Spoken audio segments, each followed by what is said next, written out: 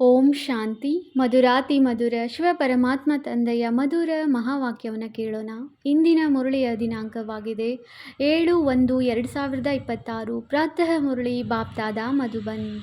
ಮಧುರ ಮಕ್ಕಳೇ, ಎಂದು ತಮ್ಮ ಕೈಯಲ್ಲಿ ಕಾನೂನು ತೆಗೆದುಕೊಳ್ಳಬೇಡಿ. ಒಂದು ವೇಳೆ ಯಾರದೇ ತಪ್ಪಿದ್ದರೆ ತಂದೆಗೆ ದೂರು ಕೊಡಿ, ಆಗ ತಂದೆಯು ಸಾವಧಾನ ನೀಡುತ್ತಾರೆ.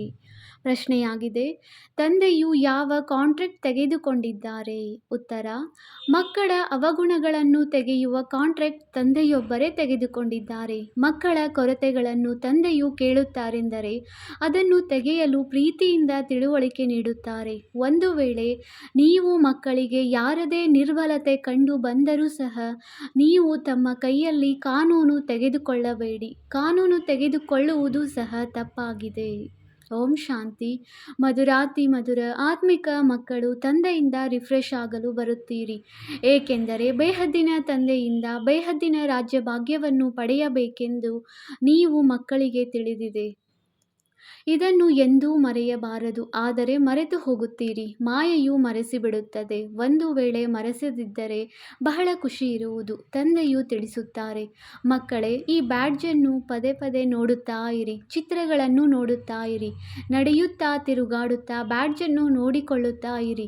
ಆಗ ತಂದೆಯ ಮೂಲಕ, ತಂದೆಯ ನೆನಪಿನಿಂದ ನಾವು ಈ ರೀತಿಯಾಗುತ್ತಿದ್ದೇವೆ. ದೈವಿ ಗುಣಗಳನ್ನು ಧಾರಣೆ ಮಾಡಬೇಕೆಂಬುದು ಅರ್ಥವಾಗುತ್ತದೆ. ಜ್ಞಾನವು ಸಿಗಲು ಇದೊಂದೇ ಸಮಯವಾಗಿದೆ. ತಂದೆಯು ತಿಳಿಸುತ್ತಾರೆ, ಮಧುರಾತಿ ಮಧುರ ಮಕ್ಕಳೇ, ಹಗಲು ರಾತ್ರಿ ಮಧುರಾತಿ ಮಧುರ ಎಂದೇ ಹೇಳುತ್ತಿರುತ್ತಾರೆ. ಆದರೆ ಮಧುರಾತಿ ಮಧುರ ಬಾಬಾ ಎಂದು ಮಕ್ಕಳು ಹೇಳುವುದಿಲ್ಲ. ವಾಸ್ತವದಲ್ಲಿ ಇಬ್ಬರಿಗೂ ಹೇಳಬೇಕು. ಇಬ್ಬರೂ ಮಧುರರಲ್ಲವೇ?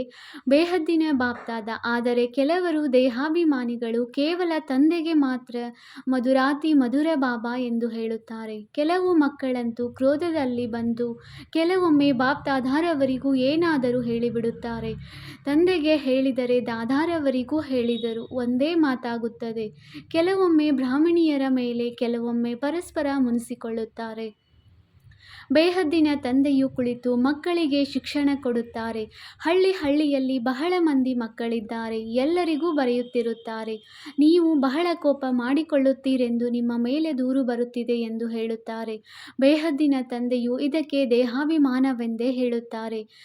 ತಂದೆಯು ಎಲ್ಲರಿಗೂ ಹೇಳುತ್ತಾರೆ, ಮಕ್ಕಳೇ, ದೇಹಿ ಅಭಿಮಾನಿ ಭವ. ಎಲ್ಲ ಮಕ್ಕಳು ಏರುಪೇರು ಆಗುತ್ತಿರುತ್ತಾರೆ. ಇದರಲ್ಲಿಯೂ ಮಾಯೆಯು ಯಾರನ್ನು ಸಮರ್ಥ ಶಕ್ತಿಶಾಲಿಗಳನ್ನಾಗಿರುವುದನ್ನು ನೋಡುತ್ತದೆಯೋ ಅವರೊಂದಿಗೆ ಯುದ್ಧ ಮಾಡುತ್ತದೆ. ಮಹಾವೀರ ಹನುಮಂತನನ್ನು ತೋರಿಸಿದ್ದಾರಲ್ಲವೇ? ಹನುಮಂತನನ್ನು ಸಹ ಅಲುಗಾಡಿಸಲು ಪ್ರಯತ್ನಪಟ್ಟಿತು. ಈ ಸಮಯದಲ್ಲಿಯೇ ಎಲ್ಲರ ಪರೀಕ್ಷೆ ತೆಗೆದುಕೊಳ್ಳುತ್ತದೆ. ಮಾಯೆಯೊಂದಿಗೆ ಎಲ್ಲರ ಸೋಲು ಗೆಲುವು ಆಗುತ್ತಿರುತ್ತದೆ. ಯುದ್ಧದಲ್ಲಿ ಸ್ಮೃತಿ ವಿಸ್ಮೃತಿ ಎಲ್ಲವೂ ಆಗುತ್ತಿರುತ್ತದೆ. ಯಾರೆಷ್ಟು ಸ್ಮೃತಿಯಲ್ಲಿರುವರೋ, ನಿರಂತರ ತಂದೆಯನ್ನು ನೆನಪು ಮಾಡುವ ಪ್ರಯತ್ನ ಪಡುವರೋ ಅವರು ಒಳ್ಳೆಯ ಪದವಿಯನ್ನು ಪಡೆಯುತ್ತಾರೆ. ಮಕ್ಕಳಿಗೆ ಓದಿಸುವುದಕ್ಕಾಗಿಯೇ ತಂದೆಯು ಶ್ರೀಮತದಂತೆ ನಡೆಯುತ್ತಿರಬೇಕು. ಶ್ರೀಮತದಂತೆ ನಡೆಯುವುದರಿಂದಲೇ ಶ್ರೇಷ್ಠರಾಗುವಿರಿ. ಇದರಲ್ಲಿ ಯಾರೊಂದಿಗೂ ಮುನಿಸಿಕೊಳ್ಳುವ ಮಾತಿಲ್ಲ. ಮುನಿಸಿಕೊಳ್ಳುವುದು ಎಂದರೆ ಕ್ರೋಧ ಮಾಡುವುದು. ಯಾರದೇ ತಪ್ಪಾದರೆ ತಂದೆಗೆ ದೂರು ಕೊಡಬೇಕು. ಅದನ್ನು ಬಿಟ್ಟು ಸ್ವಯಂ ಕೈಯಲ್ಲಿ ಕಾನೂನು ತೆಗೆದುಕೊಳ್ಳಬಾರದು. ತಾನೇ ಏನಾದರೂ ಹೇಳಿಬಿಡುವುದು ಎಂದರೆ ಕೈಯಲ್ಲಿ ಕಾನೂನು ತೆಗೆದುಕೊಂಡಂತಾಯಿತು. ಸರ್ಕಾರವು ಎಂದೂ ಕೈಯಲ್ಲಿ ಕಾನೂನನ್ನು ತೆಗೆದುಕೊಳ್ಳಲು ಬಿಡುವುದಿಲ್ಲ. ಯಾರಾದರೂ ಹೊಡೆದರೆ ಅವರನ್ನು ಹೊಡೆಯುವುದಿಲ್ಲ, ದೂರು ಕೊಡುತ್ತಾರೆ. ಆಗ ಅವರದು ಕೇಸ್ ಆಗುವುದು. ಇಲ್ಲಿಯೂ ಸಹ ನೀವು ಮಕ್ಕಳು ಎಂದೂ ಪರಸ್ಪರ ಏನೂ ಹೇಳಬಾರದು. ತಂದೆಗೆ ದೂರು ಕೊಡಿ. ಎಲ್ಲರಿಗೆ ಸಾವಧಾನ ನೀಡುವವರು ಒಬ್ಬ ತಂದೆಯಾಗಿದ್ದಾರೆ. ತಂದೆಯು ಬಹಳ ಮಧುರವಾಗಿ ಯುಕ್ತಿಗಳನ್ನು ತಿಳಿಸುತ್ತಿರುತ್ತಾರೆ. ಮಧುರತೆಯಿಂದ ಶಿಕ್ಷಣ ಕೊಡುತ್ತಾರೆ. ದೇಹಾಭಿಮಾನಿಗಳು ಆಗುವುದರಿಂದ ತಮ್ಮದೇ ಪದವಿಯನ್ನು ಕಡಿಮೆ ಮಾಡಿಕೊಳ್ಳುತ್ತೀರಿ. ನಷ್ಟವನ್ನೇಕೆ ಮಾಡಿಕೊಳ್ಳಬೇಕು? ಎಷ್ಟು ಸಾಧ್ಯವೋ ತಂದೆಯನ್ನು ಪ್ರೀತಿಯಿಂದ ನೆನಪು ಮಾಡಿ. ಯಾವ ತಂದೆಯು ವಿಶ್ವದ ರಾಜ್ಯ ಭಾಗ್ಯವನ್ನು ಕೊಡುತ್ತಾರೆಯೋ ಅಂತಹ ಬೇಹದ್ದಿನ ತಂದೆಯನ್ನು ಬಹಳ ಪ್ರೀತಿಯಿಂದ ನೆನಪು ಮಾಡಿ. ಕೇವಲ ದೈವಿ ಗುಣಗಳನ್ನು ಧಾರಣೆ ಮಾಡಿಕೊಳ್ಳಬೇಕು. ಯಾರದೇ ನಿಂದನೆ ಮಾಡಬಾರದು. ದೇವತೆಗಳು ಯಾರದೇ ನಿಂದನೆ ಮಾಡುತ್ತಾರೆಯೇ? ಕೆಲವು ಮಕ್ಕಳಂತೂ ನಿಂದನೆ ಮಾಡದ ಹೊರತು ಇರುವುದೇ ಇಲ್ಲ. ನೀವು ತಂದೆಗೆ ತಿಳಿಸಿ, ಆಗ ತಂದೆಯು ಬಹಳ ಪ್ರೀತಿಯಿಂದ ತಿಳಿಸಿಕೊಡುತ್ತಾರೆ. ಇಲ್ಲದಿದ್ದರೆ ಸಮಯವು ವ್ಯರ್ಥವಾಗುತ್ತದೆ. ನಿಂದನೆ ಮಾಡುವುದಕ್ಕಿಂತಲೂ ತಂದೆಯನ್ನು ನೆನಪು ಮಾಡಿರಿ, ಆಗ ಬಹಳ ಬಹಳ ಲಾಭವಾಗುವುದು. ಯಾರೊಂದಿಗೂ ವಾದ ವಿವಾದ ಮಾಡಿರುವುದೇ ಬಹಳ ಒಳ್ಳೆಯದಾಗಿದೆ, ಮಾಡದಿರುವುದೇ ಬಹಳ ಒಳ್ಳೆಯದಾಗಿದೆ. ನಾವು ಹೊಸ ಪ್ರಪಂಚದ ರಾಜಧಾನಿಯನ್ನು ಸ್ಥಾಪನೆ ಮಾಡುತ್ತೇವೆಂದು ನೀವು ಮಕ್ಕಳು ಆಂತರ್ಯದಲ್ಲಿ ತಿಳಿದುಕೊಳ್ಳುತ್ತೀರಿ. ನಿಮ್ಮಲ್ಲಿ ಎಷ್ಟೊಂದು ನಶೆ ಇರಬೇಕು. ಮುಖ್ಯವಾಗಿರುವುದು ನೆನಪು ಮತ್ತು ದೈವಿ ಗುಣಗಳು. ಮಕ್ಕಳು ಚಕ್ರವನ್ನು ನೆನಪು ಮಾಡುತ್ತೀರಿ, ಅದಂತೂ ಸಹಜವಾಗಿ ನೆನಪಿಗೆ ಬರುತ್ತದೆ. 84 ಜನ್ಮಗಳ ಚಕ್ರವಲ್ಲವೇ? ನಿಮಗೆ ಸೃಷ್ಟಿಯ ಆದಿ ಮಧ್ಯ ಅಂತ್ಯ ಕಾಲಾವಧಿಯ ಸ್ಪಷ್ಟ ಜ್ಞಾನವು ತಿಳಿದಿದೆ. ಅಂದ ಮೇಲೆ ಅನ್ಯರಿಗೂ ಬಹಳ ಪ್ರೀತಿಯಿಂದ ಪರಿಚಯ ಕೊಡಬೇಕಾಗಿದೆ. ಬೇಹದ್ದಿನ ತಂದೆಯು ನಮ್ಮನ್ನು ವಿಶ್ವದ ಮಾಲೀಕರನ್ನಾಗಿ ಮಾಡುತ್ತಿದ್ದಾರೆ, ರಾಜಯೋಗವನ್ನು ಕಲಿಸುತ್ತಿದ್ದಾರೆ. ವಿನಾಶವು ಸನ್ಮುಖದಲ್ಲಿದೆ. ಇದು ಸಂಗಮ ಯುಗವಾಗಿದೆ. ಈಗ ಹೊಸ ಪ್ರಪಂಚವು ಸ್ಥಾಪನೆಯಾಗುತ್ತದೆ ಮತ್ತು ಹಳೆಯ ಪ್ರಪಂಚವು ಸಮಾಪ್ತಿಯಾಗಲಿದೆ. ತಂದೆಯು ಮಕ್ಕಳಿಗೆ ಸಾವಧಾನ ನೀಡುತ್ತಿರುತ್ತಾರೆ. ಮಕ್ಕಳೇ, ಸ್ಮರಣೆ ಮಾಡಿ ಮಾಡಿ ಸುಖ ಪಡೆಯಿರಿ, ಆಗ ತನುವಿನ ಎಲ್ಲ ಕಲಹ ಕ್ಲೇಶಗಳು ಕಳೆಯುವವು. ಅರ್ಧಕಲ್ಪಕ್ಕಾಗಿ ಎಲ್ಲವೂ ದೂರವಾಗುತ್ತದೆ. ತಂದೆಯು ಸುಖಧಾಮವನ್ನು ಸ್ಥಾಪನೆ ಮಾಡುತ್ತಾರೆ, ಮತ್ತೆ ರಾವಣನು ದುಃಖಧಾಮವನ್ನು ಸ್ಥಾಪನೆ ಮಾಡುತ್ತಾನೆ. ಇದನ್ನೂ ಸಹ ನೀವು ಮಕ್ಕಳು ನಂಬರ್ವಾರ್ ಪುರುಷಾರ್ಥದನುಸಾರ ತಿಳಿದುಕೊಂಡಿದ್ದೀರಿ. ತಂದೆಗೆ ಮಕ್ಕಳಲ್ಲಿ ಎಷ್ಟೊಂದು ಪ್ರೀತಿ ಇರುತ್ತದೆ. ಆದಿಯಿಂದ ತಂದೆಗೆ ಪ್ರೀತಿ ಇದೆ, ಮಕ್ಕಳಿಗೂ ಗೊತ್ತಿದೆ ಮತ್ತು ನನಗೂ ತಿಳಿದಿದೆ. ಯಾವ ಮಕ್ಕಳು ಕಾಮಚಿತೆಯನ್ನೇರಿ ಕಪ್ಪಾಗಿ ಬಿಟ್ಟಿದ್ದಾರೆಯೋ ಅವರನ್ನು ಸುಂದರರನ್ನಾಗಿ ಮಾಡಲು ಹೋಗುತ್ತೇನೆ. ತಂದೆಯಂತೂ ಜ್ಞಾನಪೂರ್ಣನಾಗಿದ್ದಾರೆ. ಮಕ್ಕಳು ಸಹ ನಿಧಾನವಾಗಿ ಜ್ಞಾನವನ್ನು ತೆಗೆದುಕೊಳ್ಳುತ್ತೀರಿ. ಮಾಯೆಯು ಮತ್ತೆ ಮರೆಸಿಬಿಡುತ್ತದೆ, ಆ ಖುಷಿ ಇರಲು ಬಿಡುವುದಿಲ್ಲ. ನೀವು ಮಕ್ಕಳಿಗಂತೂ ದಿನ ಪ್ರತಿದಿನ ಖುಷಿಯ ನಶೆಯೇರಬೇಕು. ಸತ್ಯಯುಗದಲ್ಲಿ ಆ ಖುಷಿ ಇತ್ತು. ಈಗ ಮತ್ತೆ ನೆನಪಿನ ಯಾತ್ರೆಯಿಂದ ಅದನ್ನು ತಂದುಕೊಳ್ಳಬೇಕಾಗಿದೆ. ಅದು ನಿಧಾನವಾಗಿ ಏರುವುದು. ಸೋಲು ಗೆಲುವು ಆಗುತ್ತಾ ಮತ್ತೆ ನಂಬರ್ವಾರ್ ಪುರುಷಾರ್ಥದನುಸಾರ ಕಲ್ಪದ ಹಿಂದಿನ ತರಹ ತಮ್ಮ ಪದವಿಯನ್ನು ಪಡೆದುಕೊಳ್ಳುತ್ತೀರಿ. ಬಾಕಿ ಕಲ್ಪವು ಎಷ್ಟು ಸಮಯ ಹಿಡಿಸಿತ್ತೋ ಅಷ್ಟೇ ಸಮಯ ಹಿಡಿಸುತ್ತದೆ. ಯಾರು ಕಲ್ಪವು ತೇರ್ಗಡೆಯಾಗಿರುವರೋ ಅವರೇ ಆಗುವರು. ಬಾಪ್ದಾದ ಸಾಕ್ಷಿಯಾಗಿ ಮಕ್ಕಳ ಸ್ಥಿತಿಯನ್ನು ನೋಡುತ್ತೇವೆ ಮತ್ತು ತಿಳುವಳಿಕೆ ನೀಡುತ್ತಿರುತ್ತೇವೆ. ಹೊರಗಿನ ಸೇವಾ ಕೇಂದ್ರಗಳಲ್ಲಿದ್ದಾಗ ಇಷ್ಟು ರಿಫ್ರೆಶ್ ಆಗಿರುವುದಿಲ್ಲ. ಸೇವಾ ಕೇಂದ್ರದಿಂದ ಹೊರಗಿನ ವಾಯುಮಂಡಲದಲ್ಲಿ ಹೋಗುತ್ತಾರೆ. ಆದ್ದರಿಂದ ಇಲ್ಲಿಗೆ ಮಕ್ಕಳು ರಿಫ್ರೆಶ್ ಆಗುವುದಕ್ಕಾಗಿಯೇ ಬರುತ್ತೀರಿ. ಪರಿವಾರ ಸಹಿತ ಎಲ್ಲರಿಗೆ ನೆನಪು ಪ್ರೀತಿಯನ್ನು ತಿಳಿಸಿ ಎಂದು ತಂದೆಯು ಬರೆಯುತ್ತಾರೆ. ಅವರು ಹದ್ದಿನ ತಂದೆ, ಇವರು ಬೇಹದ್ದಿನ ತಂದೆಯಾಗಿದ್ದಾರೆ. ತಂದೆ ಮತ್ತು ದಾದಾ ಇಬ್ಬರಿಗೂ ಬಹಳಷ್ಟು ಪ್ರೀತಿ ಇದೆ, ಏಕೆಂದರೆ ಕಲ್ಪವು ಬಹಳ ಪ್ರಿಯವಾದ ಸರ್ವಿಸ್ ಮಾಡುತ್ತೀರಿ ಮತ್ತು ಬಹಳ ಪ್ರೀತಿಯಿಂದ ಮಾಡುತ್ತೀರೆಂದು ಆಂತರ್ಯದಲ್ಲಿ ದಯೆ ಬರುತ್ತದೆ. ಮಕ್ಕಳು ಓದುವುದಿಲ್ಲ ಅಥವಾ ಚಲನೆಯೂ ಸರಿಯಿಲ್ಲ, ಶ್ರೀಮತದಂತೆ ನಡೆಯುವುದಿಲ್ಲವೆಂದರೆ ಇವರು ಕಡಿಮೆ ಪದವಿಯನ್ನು ಪಡೆಯುವರೆಂದು ದಯೆ ಬರುತ್ತದೆ. ಆದರೆ ತಂದೆಯು ಏನು ಮಾಡಲು ಸಾಧ್ಯ? ಹೊರಗಡೆ ಇರುವುದರಲ್ಲಿ ಮತ್ತು ಇಲ್ಲಿರುವುದರಲ್ಲಿ ಬಹಳ ವ್ಯತ್ಯಾಸವಿದೆ. ಆದರೆ ಎಲ್ಲರೂ ಇಲ್ಲಿಯೇ ಇರಲು ಸಾಧ್ಯವಿಲ್ಲ. ಮಕ್ಕಳು ವೃದ್ಧಿ ಹೊಂದುತ್ತಿರುತ್ತಾರೆ, ಪ್ರಬಂಧಗಳನ್ನು ಮಾಡುತ್ತಿರುತ್ತೀರಿ. ಇದನ್ನು ತಂದೆಯು ತಿಳಿಸಿದ್ದಾರೆ. ಈ ಅಬು ಪರ್ವತವು ಎಲ್ಲದಕ್ಕಿಂತ ದೊಡ್ಡ ತೀರ್ಥಸ್ಥಾನವಾಗಿದೆ. ತಂದೆಯು ತಿಳಿಸುತ್ತಾರೆ, ನಾನು ಇಲ್ಲಿಯೇ ಬಂದು ಇಡೀ ಸೃಷ್ಟಿಯನ್ನು ಪಂಚತತ್ವಗಳ ಸಹಿತ ಎಲ್ಲರನ್ನೂ ಪವಿತ್ರ ಮಾಡುತ್ತೇನೆ. ಎಷ್ಟೊಂದು ಸೇವೆ ಇದೆ. ತಂದೆಯೊಬ್ಬರೇ ಬಂದು ಸರ್ವರ ಸದ್ಗತಿ ಮಾಡುತ್ತಾರೆ. ಅನೇಕ ಬಾರಿ ಮಾಡಿದ್ದಾರೆ. ಇದು ತಿಳಿದಿದ್ದರೂ ಸಹ ಮತ್ತೆ ಮರೆತು ಹೋಗುತ್ತಾರೆ. ಆದ್ದರಿಂದ ತಂದೆಯು ಹೇಳುತ್ತಾರೆ, ಮಾಯೆಯು ಬಹಳ ಶಕ್ತಿಶಾಲಿಯಾಗಿದೆ. ಅರ್ಧಕಲ್ಪ ಇದರ ರಾಜ್ಯವು ನಡೆಯುತ್ತದೆ. ಮಾಯೆಯು ಸೋಲಿಸುತ್ತದೆ, ಮತ್ತೆ ತಂದೆಯು ಎದ್ದು ನಿಲ್ಲಿಸುತ್ತಾರೆ. ಬಾಬಾ, ನಾವು ಕೆಳಗೆ ಬಿದ್ದೆವು ಎಂದು ಅನೇಕರು ಬರೆಯುತ್ತಾರೆ. ಒಳ್ಳೆಯದು, ಮತ್ತೆಂದೂ ಬೀಳಬೇಡಿ ಎಂದು ತಂದೆಯು ಹೇಳುತ್ತಾರೆ. ಆದರೂ ಸಹ ಮತ್ತೆ ಬೀಳುತ್ತಾರೆಂದರೆ ಮತ್ತೆ ಏಳುವುದನ್ನೇ ಬಿಟ್ಟು ಬಿಡುತ್ತಾರೆ. ಎಷ್ಟೊಂದು ಪೆಟ್ಟು ಬೀಳುತ್ತದೆ, ಎಲ್ಲರಿಗೂ ಬೀಳುತ್ತದೆ. ಎಲ್ಲವೂ ವಿದ್ಯೆಯ ಮೇಲೆ ಆಧಾರಿತವಾಗಿದೆ. ವಿದ್ಯೆಯಲ್ಲಿ ಯೋಗವೂ ಇದ್ದೇ ಇದೆ. ಇಂಥವರು ನನಗೆ ಇದನ್ನು ಓದಿಸುತ್ತಿದ್ದಾರೆ ಎಂದು ಓದಿಸುವವರ ನೆನಪು ಬರುತ್ತದೆ. ನೀವೀಗ ತಿಳಿದುಕೊಂಡಿದ್ದೀರಿ. ತಂದೆಯು ನಮಗೆ ಓದಿಸುತ್ತಿದ್ದಾರೆ. ಇಲ್ಲಿ ನೀವು ಬಹಳ ರಿಫ್ರೆಶ್ ಆಗುತ್ತಿದ್ದೀರಿ. ಯಾರು ನಮ್ಮ ನಿಂದನೆ ಮಾಡುವರೋ ಅವರೇ ನಮ್ಮ ಮಿತ್ರರು. ಭಗವಾನ್ ವಾಚ್. ನನಗೆ ಎಷ್ಟೊಂದು ನಿಂದನೆ ಮಾಡುತ್ತಾರೆ, ಆದರೆ ಪುನಃ ನಾನು ಮಿತ್ರನಾಗುತ್ತೇನೆ. ನನಗೆ ಎಷ್ಟೇ ನಿಂದನೆ ಮಾಡಿದರೂ ಸಹ ಇವರೆಲ್ಲರೂ ನನ್ನ ಮಕ್ಕಳೇ ಆಗಿದ್ದಾರೆ ಎಂದು ತಿಳಿದುಕೊಳ್ಳುತ್ತೇನೆ. ಇವರ ಜೊತೆ ನನಗೆ ಎಷ್ಟೊಂದು ಪ್ರೀತಿ ಇದೆ. ನಿಂದನೆ ಮಾಡುವುದು ಒಳ್ಳೆಯದಲ್ಲ. ಈ ಸಮಯದಲ್ಲಿ ಬಹಳ ಎಚ್ಚರಿಕೆ ಇರಬೇಕು. ಭಿನ್ನ ಭಿನ್ನ ಸ್ಥಿತಿಯನ್ನು ಹೊಂದಿದ ಮಕ್ಕಳಿದ್ದಾರೆ. ಎಲ್ಲರೂ ಪುರುಷಾರ್ಥ ಮಾಡುತ್ತಿರುತ್ತಾರೆ. ಯಾವುದೇ ತಪ್ಪಾದರೂ ಸಹ ಪುರುಷಾರ್ಥ ಮಾಡಿ ಮತ್ತೆ ಸರಿಪಡಿಸಿಕೊಳ್ಳಬೇಕು. ಮಾಯೆಯು ಎಲ್ಲರಿಂದ ತಪ್ಪುಗಳನ್ನು ಮಾಡಿಸುತ್ತದೆ. ಇದು ಮಲ್ಲ ಯುದ್ಧವಲ್ಲವೇ? ಕೆಲವೊಮ್ಮೆ ಇಂತಹ ಪೆಟ್ಟು ಬೀಳುತ್ತದೆ, ಒಮ್ಮೆಲೇ ಬಿಡಿಸಿಬಿಡುತ್ತದೆ. ತಂದೆಯು ಸಾವಧಾನ ನೀಡುತ್ತಾರೆ. ಮಕ್ಕಳೇ, ಹೀಗೆ ಸೋಲುತ್ತಿದ್ದರೆ ಮಾಡಿಕೊಂಡಿರುವ ಸಂಪಾದನೆ ಎಲ್ಲವೂ ಸಮಾಪ್ತಿಯಾಗುವುದು. 5ನೇ ಅಂತಸ್ತಿನಿಂದ ಕೆಳಗೆ ಬೀಳುತ್ತೀರಿ. ಬಾಬಾ ಇಂತಹ ತಪ್ಪನ್ನು ಮತ್ತೆಂದೂ ಮಾಡುವುದಿಲ್ಲ, ಈಗ ಕ್ಷಮಿಸಿ ಎಂದು ಹೇಳುತ್ತಾರೆ. ಆದರೆ ತಂದೆಯೇನು ಕ್ಷಮೆ ಮಾಡುವರು? ತಂದೆಯು ಪುರುಷಾರ್ಥ ಮಾಡಿ ಎಂದು ಹೇಳುತ್ತಾರೆ. ತಂದೆಗೆ ಗೊತ್ತಿದೆ, ಮಾಯೆಯು ಬಹಳ ಪ್ರಬಲವಾಗಿದೆ, ಅನೇಕರನ್ನು ಸೋಲಿಸುತ್ತದೆ.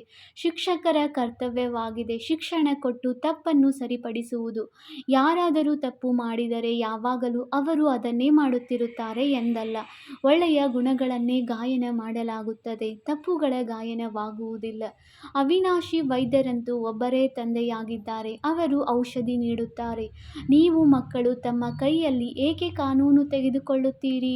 ಯಾರಲ್ಲಿ ಕ್ರೋಧದ ಅಂಶವಿರುವುದೋ ಅವರು ನಿಂದನೆಯನ್ನೇ ಮಾಡುತ್ತಿರುತ್ತಾರೆ. ಸುಧಾರಣೆ ಮಾಡುವುದು ತಂದೆಯ ಕರ್ತವ್ಯವಾಗಿದೆ. ಸುಧಾರಣೆ ಮಾಡುವವರು ನೀವಲ್ಲ. ಯಾರಲ್ಲಾದರೂ ಕ್ರೋಧದ ಭೂತವಿದೆ, ಅವರು ಅನ್ಯರ ನಿಂದನೆ ಮಾಡುತ್ತಾರೆಂದರೆ ತಮ್ಮ ಕೈಯಲ್ಲಿ ಕಾನೂನನ್ನು ತೆಗೆದುಕೊಳ್ಳುವುದರಿಂದ ಅವರು ಸುಧಾರಣೆಯಾಗುವುದಿಲ್ಲ. ಅವರು ಇನ್ನೂ ಆಗದಂತಾಗಿ ಬಿಡುತ್ತಾರೆ, ಉಪ್ಪು ನೀರಾಗಿ ಬಿಡುತ್ತಾರೆ. ಎಲ್ಲ ಮಕ್ಕಳಿಗೋಸ್ಕರ ಒಬ್ಬ ತಂದೆಯು ಕುಳಿತಿದ್ದಾರೆ. ತನ್ನ ಕೈಯಲ್ಲಿ ಕಾನೂನನ್ನು ತೆಗೆದುಕೊಂಡು ಯಾರದೇ ನಿಂದನೆ ಮಾಡುವುದು ಬಹಳ ದೊಡ್ಡ ತಪ್ಪಾಗಿದೆ. ಎಲ್ಲರಲ್ಲಿ ಯಾವುದಾದರೊಂದು ಬಲಹೀನತೆಯಂತೂ ಇದ್ದೇ ಇರುತ್ತದೆ. ಎಲ್ಲರೂ ಸಂಪೂರ್ಣರಾಗಿಲ್ಲ. ಒಬ್ಬೊಬ್ಬರಲ್ಲಿಯೂ ಒಂದೊಂದು ಅವಗುಣವಿರುತ್ತದೆ. ಅವೆಲ್ಲವನ್ನೂ ತೆಗೆಯುವ ಕಾಂಟ್ರಾಕ್ಟ್ ಒಬ್ಬ ತಂದೆಯೇ ತೆಗೆದುಕೊಂಡಿದ್ದಾರೆ. ಇದು ನಿಮ್ಮ ಕೆಲಸವಲ್ಲ. ಮಕ್ಕಳ ನಿರ್ಬಲತೆಗಳನ್ನು ತಂದೆಯು ಕೇಳಿದಾಗ ಅದನ್ನು ತೆಗೆಯಲು ಪ್ರೀತಿಯಿಂದ ತಿಳುವಳಿಕೆ ನೀಡುತ್ತಾರೆ. ಇಲ್ಲಿಯವರೆಗೂ ಯಾರೂ ಸಂಪೂರ್ಣರಾಗಿಲ್ಲ. ಎಲ್ಲರೂ ಶ್ರೀಮತದಂತೆ ಸಂಪೂರ್ಣರಾಗುತ್ತಿದ್ದಾರೆ. ಅಂತಿಮದಲ್ಲಿಯೇ ಸಂಪೂರ್ಣರಾಗಬೇಕಾಗಿದೆ. ಈ ಸಮಯದಲ್ಲಿ ಎಲ್ಲರೂ ಪುರುಷಾರ್ಥಿಗಳಾಗಿದ್ದಾರೆ. ತಂದೆಯು ಸದಾ ಅಡೋಲರಾಗಿರುತ್ತಾರೆ. ಮಕ್ಕಳಿಗೆ ಪ್ರೀತಿಯಿಂದ ಶಿಕ್ಷಣ ಕೊಡುತ್ತಿರುತ್ತಾರೆ. ಶಿಕ್ಷಣ ಕೊಡುವುದು ತಂದೆಯ ಕರ್ತವ್ಯವಾಗಿದೆ. ಅದರಂತೆ ನಡೆಯುವುದು, ನಡೆಯದೇ ಇರುವುದು ಅವರ ಅದೃಷ್ಟದ ಮೇಲಿದೆ. ಎಷ್ಟು ಕಡಿಮೆ ಪದವಿಯಾಗಿ ಬಿಡುತ್ತದೆ. ಶ್ರೀಮತದಂತೆ ನಡೆಯದೇ ಇರುವ ಕಾರಣ ಏನಾದರೂ ಅಂತಹದನ್ನು ಮಾಡಿದರೆ ಪದವಿ ಭ್ರಷ್ಟವಾಗುವುದು. ನಾನು ಇಂತಹ ತಪ್ಪನ್ನು ಮಾಡಿದೆನು, ನಾವು ಬಹಳ ಪರಿಶ್ರಮ ಪಡಬೇಕಾಗುವುದು ಎಂದು ಮನಸ್ಸು ತಿನ್ನುತ್ತದೆ. ಯಾರದೇ ಅವಗುಣವಿದ್ದರೆ ಅದನ್ನು ತಂದೆಗೆ ತಿಳಿಸಬೇಕಾಗಿದೆ. ಅಲ್ಲಿ ಇಲ್ಲಿ ತಿಳಿಸುವುದು ದೇಹಾಭಿಮಾನವಾಗಿದೆ. ತಂದೆಯನ್ನು ನೆನಪು ಮಾಡುವುದಿಲ್ಲ. ಅವ್ಯಭಿಚಾರಿಯಾಗಬೇಕಲ್ಲವೇ? ಒಬ್ಬರಿಗೆ ತಿಳಿಸುತ್ತೀರೆಂದರೆ ಅವರು ಕೂಡಲೇ ಸುಧಾರಣೆಯಾಗುವರು. ಸುಧಾರಣೆ ಮಾಡುವವರು ಒಬ್ಬರೇ ತಂದೆಯಾಗಿದ್ದಾರೆ. ಉಳಿದೆಲ್ಲರೂ ಸುಧಾರಣೆಯಾಗುವವರು ಆಗಿದ್ದಾರೆ.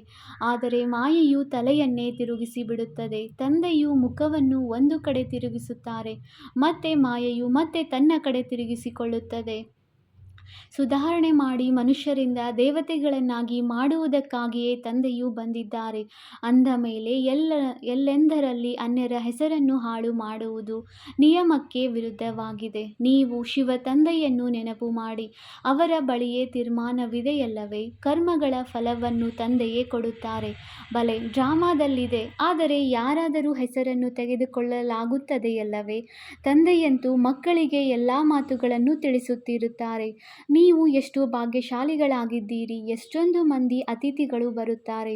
ಯಾರ ಬಳಿ ಬಹಳ ಮಂದಿ ಅತಿಥಿಗಳು ಬರುವರೋ ಅವರು ಖುಷಿಯಾಗುತ್ತಾರೆ. ಅಂದಾಗ ಇವರ ಮಕ್ಕಳು ಆಗಿದ್ದಾರೆ, ಅತಿಥಿಗಳೂ ಆಗಿದ್ದಾರೆ. ನಾನು ಮಕ್ಕಳನ್ನು ದೇವತೆಗಳ ತರಹ ಸರ್ವಗುಣ ಸಂಪನ್ನರನ್ನಾಗಿ ಮಾಡಬೇಕೆಂಬುದೇ ಶಿಕ್ಷಕರ ಬುದ್ಧಿಯಲ್ಲಿರುತ್ತದೆ.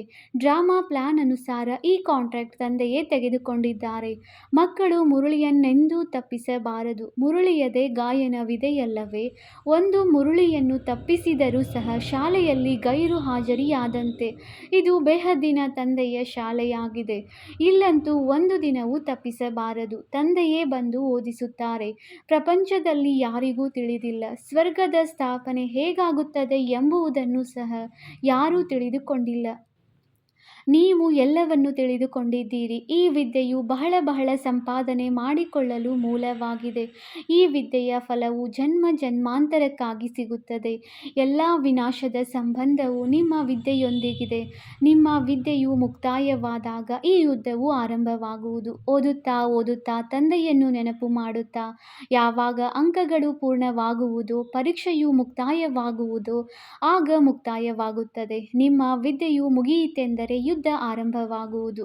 ಹೊಸ ಪ್ರಪಂಚಕ್ಕಾಗಿ ಇದು ಹೊಸ ಜ್ಞಾನವಾಗಿದೆ. ಆದ್ದರಿಂದ ಮನುಷ್ಯರು ತಬ್ಬಿಬ್ಬಾಗುತ್ತಾರೆ. ಒಳ್ಳೆಯದು. ಮಧುರಾತಿ ಮಧುರ ಅಗಲಿ ಹೋಗಿ ಮರಳಿ ಸಿಕ್ಕಿರುವ ಮಕ್ಕಳ ಪ್ರತಿ ಮಾತಾಪಿತ ಬಾಪ್ದಾದಾರವರ ನೆನಪು, ಪ್ರೀತಿ ಹಾಗೂ ಸುಪ್ರಭಾತ. ಆತ್ಮಿಕ ಮಕ್ಕಳಿಗೆ ಆತ್ಮಿಕ ತಂದೆಯ ನಮಸ್ತೆ.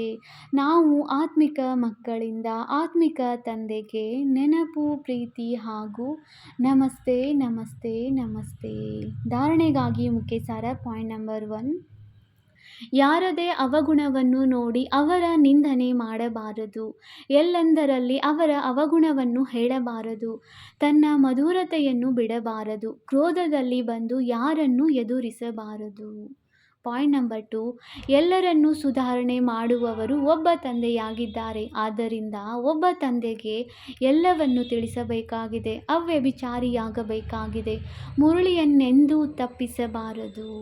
ವರದಾನ: ಸದಾ ಸಂಗಾತಿ ಎಂಬ ಸ್ಮೃತಿ ಹಾಗೂ ಸಾಕ್ಷಿ ಸ್ಥಿತಿಯ ಅನುಭವ ಮಾಡುವಂತಹ ಶಿವಶಕ್ತಿ ಸ್ವರೂಪ ಕಂಬೈನ್ಡ್ ಭವ.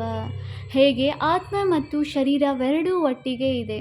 ಎಲ್ಲಿಯವರೆಗೆ ಈ ಸೃಷ್ಟಿಯಲ್ಲಿ ಪಾತ್ರವಿದೆಯೋ ಅಲ್ಲಿಯವರೆಗೆ ಬೇರ್ಪಡಲು ಸಾಧ್ಯವಿಲ್ಲವೋ ಹಾಗೆಯೇ ಶಿವ ಮತ್ತು ಶಕ್ತಿ ಇಬ್ಬರ ಸಂಬಂಧವೂ ಅಷ್ಟೇ ಆಳವಾಗಿದೆ. ಯಾರು ಸದಾ ಶಿವಶಕ್ತಿ ಸ್ವರೂಪದಲ್ಲಿ ಸ್ಥಿತರಾಗಿದ್ದು ನಡೆಯುತ್ತಾರೆಯೋ ಅವರ ಲಗನ್ನಿನಲ್ಲಿಯೂ ಮಾಯೆಯು ವಿಘ್ನ ಹಾಕಲು ಸಾಧ್ಯವಿಲ್ಲ. ಅವರು ಸದಾ ಸಂಗಾತಿ ಹಾಗೂ ಸಾಕ್ಷಿ ಸ್ಥಿತಿಯ ಅನುಭವ ಮಾಡುವರು. ಅವರಿಗೆ ಇಂತಹ ಅನುಭವವಾಗುವುದು. ಸಾಕಾರದಲ್ಲಿ ಇವರೊಂದಿಗೆ ಯಾರೋ ಜೊತೆ ಇದ್ದಾರೆ ಎಂಬಂತೆ ಅನುಭವವಾಗುವುದು. ಸ್ಲೋಗನ್: ನಿರ್ವಿಘ್ನ ಮತ್ತು ಏಕರಸ ಸ್ಥಿತಿಯ ಅನುಭವ ಮಾಡುವುದಕ್ಕಾಗಿ ಏಕಾಗ್ರತೆಯ ಅಭ್ಯಾಸವನ್ನು ಮಾಡಿರಿ. ಅವ್ಯಕ್ತ ಸೂಚನೆ: ಈ ಅವ್ಯಕ್ತ ಮಾಸದಲ್ಲಿ ಬಂಧನ ಮುಕ್ತರಾಗಿ ಜೀವನ್ಮುಕ್ತ ಸ್ಥಿತಿಯ ಅನುಭವ ಮಾಡಿರಿ. ಈ ಸಮಯದಲ್ಲಿ ನಾನು ಶಿಕ್ಷಕ, ನಾನು ವಿದ್ಯಾರ್ಥಿ, ನಾನು ಸೇವಾದಾರಿ ಎಂದು ತಿಳಿದುಕೊಳ್ಳುವ ಬದಲು ಅಮೃತ ವೇಳೆಯಿಂದಲೇ ಈ ಅಭ್ಯಾಸವನ್ನು ಪಕ್ಕಾ ಮಾಡಿಕೊಳ್ಳಿರಿ. ನಾನು ಶ್ರೇಷ್ಠ ಆತ್ಮ, ಮೇಲಿನಿಂದ ಬಂದಿರುವೆ ಈ ಹಳೆಯ ಪ್ರಪಂಚಕ್ಕೆ, ಹಳೆಯ ದೇಹದಲ್ಲಿ ಸೇವೆಗಾಗಿ ಎಂದು. ನಾನು ಆತ್ಮ ಎಂಬ ಪಾಠವನ್ನು ಈಗ ಇನ್ನೂ ಹೆಚ್ಚು ಪಕ್ಕಾ ಮಾಡಿಕೊಳ್ಳಿರಿ. ನಾನು ಸೇವಾದಾರಿ ಎಂಬ ಪಾಠವು ಪಕ್ಕಾ ಆಗಿದೆ. ಆದರೆ ನಾನು ಆತ್ಮ ಸೇವಾದಾರಿ ಎಂಬ ಪಾಠವನ್ನು ಪಕ್ಕಾ ಮಾಡಿಕೊಂಡರೆ ಸ್ವಾಭಾವಿಕವಾಗಿಯೇ ಜೀವನ್ಮುಕ್ತರಾಗಿ ಬಿಡುವಿರಿ. ಓಂ ಶಾಂತಿ.